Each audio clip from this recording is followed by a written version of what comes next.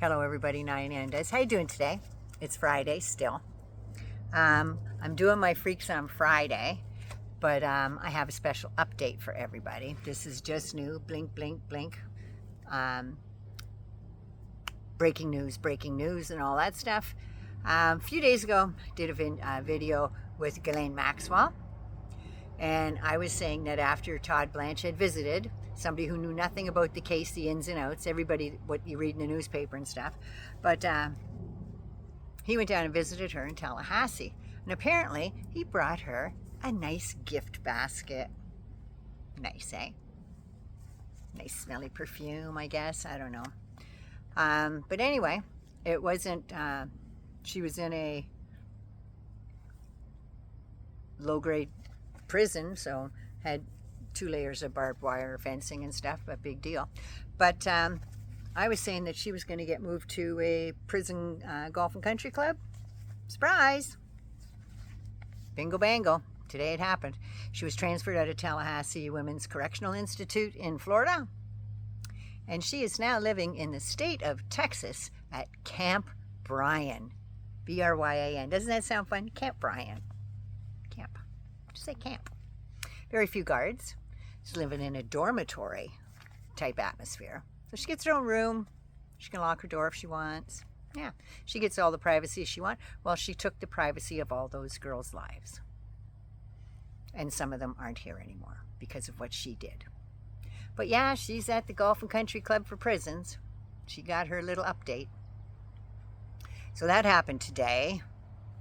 I want to talk a little bit about Trump and his Russia bullshit. Oh yeah, poor Putin, he had to suffer along with me with Russia. They put him through Russia, just like they did to me. Big hoax. Let me tell you about the big hoax. I've done one of these about maybe a year or two ago, but we're going to do an update today. Are you ready? If you're new to the channel, welcome. Hangers on, thanks for hanging on. Like me, love me, share me. I know a lot of people visit, but they haven't subscribed yet. That's all it takes. It's free. I don't have any backers or sponsors, just me. So anyway, let's get into this. So if you're new here, welcome. So Freaks on Friday is what this is. And idiots, criminals, nasty, and scum. That's how the President of the United States, little p, talks about anyone who has the guts to stand up to him. And if you noticed, he picked very weak people to do the top jobs. Ever since his father made the huge mistake of passing the mantle onto his sick, twisted individual, he was given a license to do whatever the hell he liked because Daddy bailed him out. He could do anything he wanted to anybody. He felt like they were screwing him over. And he decided to screw them back. Didn't matter how old they were. He is like the Music Man, all glitz and glamour, to cover for lies, cheating, false promises, not paying his bills, cheating and beating his wives, having fantasies of shoving wife number 2 down a flight of stairs. Wife number 1 has moved on to the next realm because she fell down a flight of stairs, and being Jeffrey Epstein's wingman. The Moose Knuckle is the freak of the week.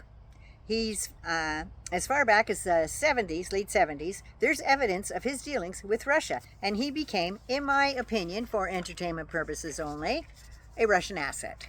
And they didn't have to work on him too much at all.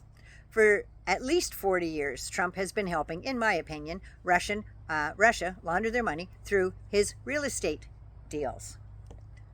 Cheers. Little Eric himself said, "We don't need American banks. Russia gives us everything we need." Yeah, the Trump lumps. Gotta love them, right? So, the perfect target was the headline in The Guardian. Russia cultivated Trump as an asset for 40 years, says ex-KGB spy.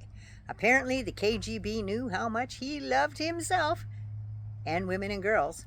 So the KGB played their game as if they were immensely impressed with his personality. He was also so willing to spout anti-Western propaganda, so much so that Moscow held celebrations. there is a book by Craig Unger called The House of Trump, House of Putin. And it reveals the Mango Moose Knuckles relationship with Epstein in that book. Craig Unger reveals that Trump first appeared on Russians' radar in 1977 when he was married to Ivana, who was a Czech model. She was from the Czech Republic. Trump became a target of a spying operation overseen by the Czechoslovakian intelligence service in cooperation with the KGB. Ivana and Donald even visited Moscow and St. Petersburg. I think it was their honeymoon. And Yuri Shvets, he was a major in the KGB, had a cover job as a correspondent in Washington working for TASS, the Russian newspaper agency, during the 80s. He is now an American citizen. Major Shvets states that Ivana and Donald were fed KGB talking points, and KGB agents started flattering him and telling him he should go into politics. He'd be very good at it. For the KGB, it was a charm offensive. They had collected a lot of compromise on his personality. So they knew him intimately. They realized pretty early on that he was weak. They realized that he was extremely vulnerable intellectually and psychologically, and that he was prone to flattery. And don't we know it? Doesn't he want everybody to go around the table once a week and tell him how wonderful he is? They told him he could change the world if he could only become president. They kept feeding this premise to him, and I'm so sorry, United States. It worked. It was a huge win for the KGB and a huge kick in the face to global politics. In 1989 to 1990 is when Epstein moved to Palm Beach and hooked up with his wingman, and they became fast friends all through the 90s and early 2000s. They were friends up until just after 2005, after Donald and Melania got hitched. So I believe Trump was neck deep in all that depravity, because when you're a star, women let you do that. And remember, Melania first met Donald when she was a young teenager. So on the campaign trail season 1, there was a man named Roy Moore. Now, Roy Moore, who was the Chief Justice of the Supreme Court of Alabama from 2001 to 2003, and again from 2013 to 2017, and was removed both times for judicial misconduct. And when Jeff Sessions became, was he Secretary of State? DOJ, I think. Doesn't matter. But anyway, when he vacated his seat, Roy Moore ran for that seat in 2017. Now, Roy Moore has been accused by many women, allegedly, of SA. When they were all underage, Trump endorsed him anyway. A Democrat, thank God, won that seat for those 4 years anyway, Doug Jones. Thank the goddess. But Roy, in all his infinite wisdom, didn't learn from the first time. He ran again in 2020. And even though he was allegedly known to be a sexual predator, Trump again endorsed Roy. In fact, he begged the people of Alabama to vote for the alleged pedophile. By the way, I must say this, Roy Moore sued one of the Democratic PACs that was running a campaign in the states that mentioned him doing these things. He sued, and I'm going to say Republican-leaning judge granted him $8.4 million. By the way, he was banned from the local mall in that town for quite a long time, because apparently that was his hunting ground. Trump circles are notorious, and they're full of sexual predators. NPR article December 2024 by Lexie Shapitl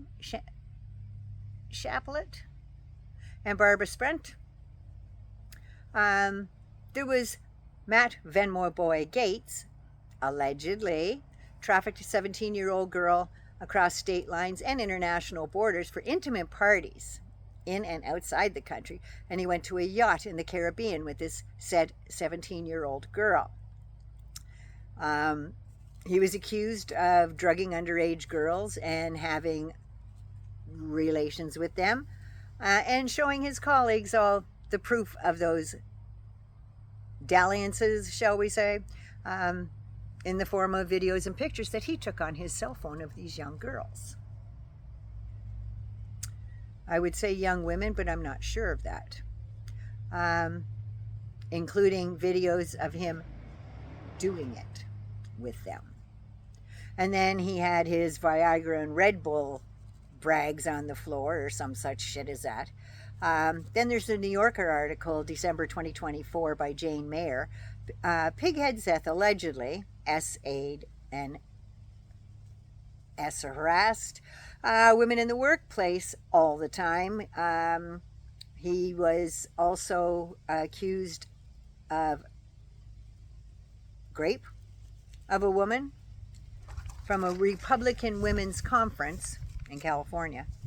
There's a police report and everything, but his lawyer, Tim Politero, whatever, used to be Trump's lawyer, turned Hegseth's lawyer, now he's working for Department of Defense, made her sign an NDA, scared the shit out of her, and paid her off. Hegseth has drunk his face off and cheated on all 3 wives and had babies with them all, and having babies while the other ones were having babies. Yeah, nice guy. Then there's RFK, who, in all his weird shit he's into, and he did some shit with women enough for his cousin Caroline to call him a predator. He did things like text an apology to his SA victim, says the BBC Mike Wendling. I call next to my list of freaks of the week, I call Linda McMahon, who, like Trump, Jim Bag Jordan, tried to cover up what they knew was a fact of SA and did nothing about it. Linda McMahon turned a blind eye against young ring boys who were being SA'd in the WWE. Her and her husband both turned a blind eye to it. And the abuse started in the 80s, continued into the 90s, and she is picked to look after your kids. She couldn't look after the little ring boys, 13-year-olds, 14-year-olds, ringside that helped put the ring up and take it down and stuff. Couldn't keep them safe under her and Vince McMahon's management. But Trump picked her to look after your kids while she's totally dismantling Title IX, which protects kids against things like that in schools. Elon Musk is next on the list, and he had some dalliances, to put it lightly. Elon and SpaceX are being sued by 8 women for illegally being fired for raising concerns about gender discrimination, sexual harassment in the workplace, and judging women on their bra size, lewd sexual behavior, and also with his lewd sexual banter and threatening women who challenged the Animal House environment, that if they didn't like it, they could seek employment elsewhere. A flight attendant said Musk exposed himself on a flight and offered to buy her a horse if he wasn't doing anything wrong. Why did he want to buy her a pony? Because he was lacking? Just saying. She got a settlement of $250,000. Not near enough, by the way. At President Trump's new pedo party at the White House, he's adding folks to the President's Council in Sports Fitness and Nutrition. Hanging out with kids, right? One of the new members is a guy that calls himself Triple H, and for some reason he walked outside the Oval Office in a shirt and tie, and he took a big gulp out of his water, chucked that water bottle on the ground, and spewed all this water all over the place. He looked like an idiot, if you ask me. But Triple H is who he goes by. So, really? Well, Triple H is also known as Paul Michael Levesque. He's 56 years old, former WWE wrestler, and became the chief content officer. Because, in my opinion, he married the boss's daughter, Linda and Vince McMahon's daughter. So, Vince is also accused of sex trafficking, sexual assault and assaulting a former WWE wrestler, and said that he did this at the WWE corporate headquarters in Stamford, Connecticut. One anonymous WWE present-time wrestler, big guy, said he's a fucking cerebral assassin. Best politicking dude in history. Literally wormed his way from a green entry-level wrestler, still average wrestler, into the absolute top office executive. You think he doesn't pay attention to what's going on around him? Think he did that without knowing every little thing everywhere in that company? Yet somehow this slipped by his radar? People know stuff. I guess marrying the boss's daughter tightens up your lips and warps your spine and your mind. And lastly, there is the NFL pro player, disgraced football player, I should say, Lawrence Taylor, who raped a 16-year-old and is now on the National Sex Offender Registry, which is a natural database that tracks sexual offenders. And apparently, sexual offenders aren't allowed around children, schools, or daycares. But he's going to be in charge of all those school kids so they can get better at fitness and nutrition. What's he going to feed them? Just wondering. So yeah, you're judged by the company you keep. And your deeds are the proof of who and what you are.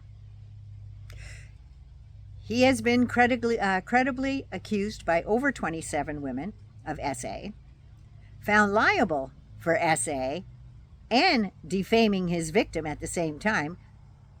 Couldn't keep his mouth shut, did it again, so he owes her over $90 million with interest at this time.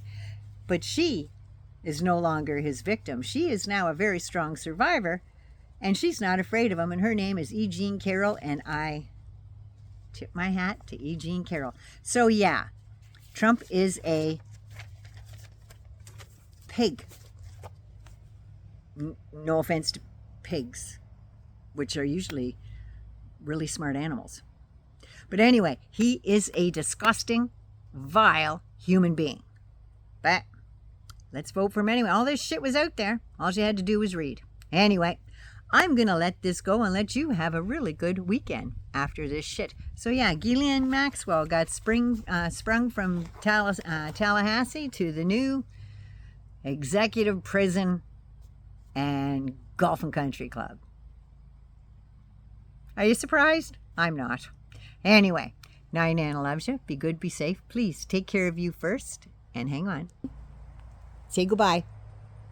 Oh, hey, Viv. Oh, no, oh, look, there's a girl. Oh, yes. Good girl, Viv. Okay. All right. Like me, love me, share me. Don't forget to subscribe. Mwah. I love you all so much. Have a fabulous weekend. Stay safe. Give somebody a hug. Somebody's going to need one. Honest to God. And if they don't have a smile, give them one of yours. Dig deep. Give them one of yours. I love you.